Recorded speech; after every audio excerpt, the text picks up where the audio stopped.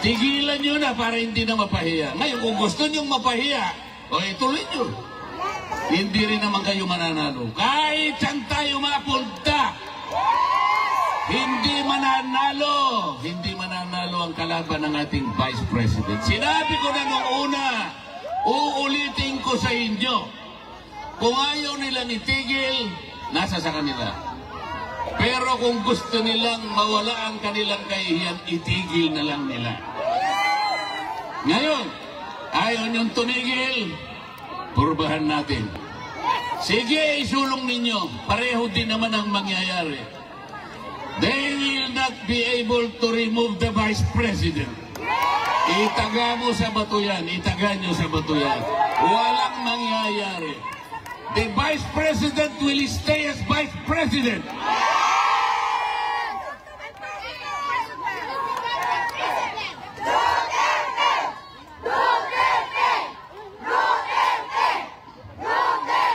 Malungkot lang po ako sapagkat bago ako pumunta rito, gumawa po ako ng request sa ICC. Payagan nyo sana ako kahit ilang minuto lang makausap ko ang dating Pangulo ng Republika ng Pilipinas.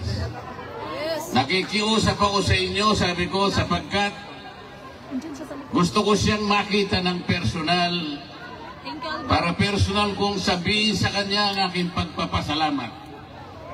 Dahil ako po'y naging senador dahil sa tulong niya. Marami pong tumulong sa akin, ngunit siya ay malaki po ang naitulong niya sa akin. Naghintay po ako ng mga ilang araw, 1 linggo siguro o mahigit pa.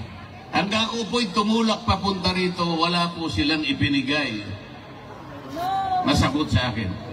Sa aking palagay, hindi rin po ako makakapasok para makausap ko man lang. Kahit na ba 3 minuto ay hindi nila ako bibigyan?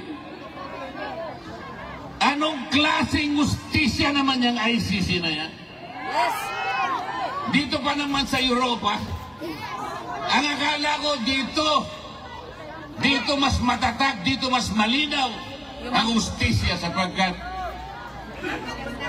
magagaling silang mga tao. Pati ba naman yung 3 minuto o 5 minutong ihingin ko lang, makausap ko man lang, makita ko man lang, mahawakan ko lang ang kamay, makita ko lang kung anong kalagayan niya. Sapagkat malaking bagay naman po para sa isang tao na kagaya niya. Hindi po nila ibibigay siguro sa akin. Tidyo! Mamaya po, magbabakasakali akong pumunta ron, makita ko man lang yung lugar kung saan siya nakapiit. Pero huwag tayong mawawala ng pag-asa.